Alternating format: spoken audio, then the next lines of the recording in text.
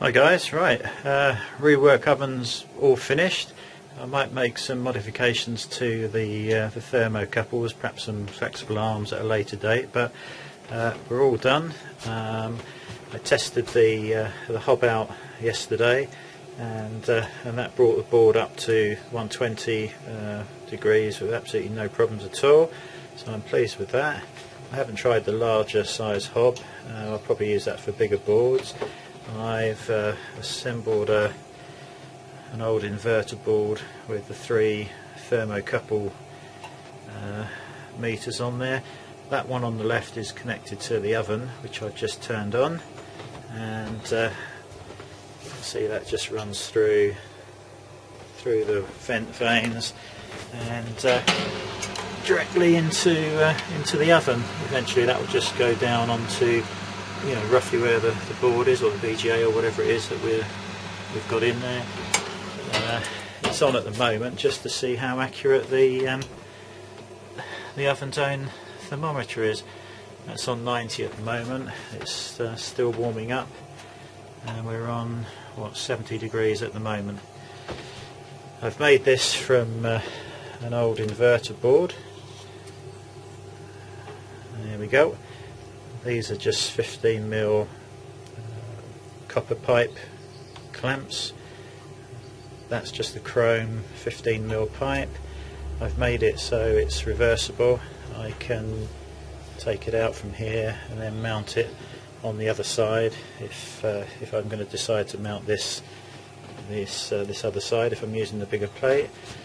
It obviously pivots. I could move it up and down if I want. Can't see any reason why I would, but it's a nice feature, but it'll probably stay there most of the time. Right, that is now showing 90 degrees. You probably can't hear in the background that the oven is now clicking on and off. So it's pretty accurate. I'm quite pleased with that. It's just going up a little bit high now.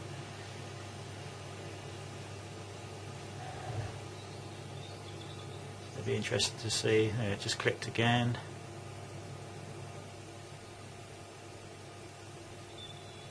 So I'm going to do some experiments with the other thermo-couples on circuit boards on here, and I'll just monitor the oven temperature readings from the thermo-couple and just tie them up to the actual settings on the oven.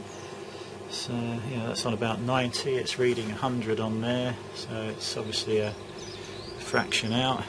But once we know, I'm going to move it up to 120 now. Once we know what these settings are, we can just do it on the by the meter. This should go up to 120 now.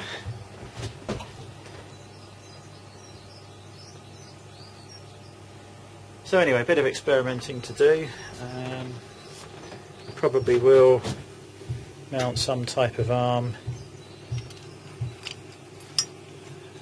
somewhere to allow these to go onto the boards. I'm not quite sure how I'm going to do it yet. I've seen some flexible arms that are about £20 each for a particular rework station, but I might have a little experiment and see. As I said, this one is going to have the hot air handpiece just mounted to it, so we can bring it down with a BGA nozzle fitted for hands-free removal of BGAs and quad flat packs or whatever, and I can just lift it out of the way, or in fact swing it right out of the way like that. I've tested the fans out on a preheated board and they cool it down within a few minutes to ambient temperature, so all seems to work quite nicely. Now that is on, where are we? 120. It's clicking on and off, but as you can see, we've got a bit of a higher reading there, so I'm assuming this is going to be about 10 degrees out on most of the settings. But I won't bother you with all that. We're going to be here for a few hours just waiting for stabilised readings at various settings. So yeah, that's it. It's a project done.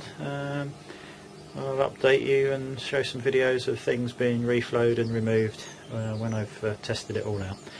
Thanks for watching, and I'll see you on the forum.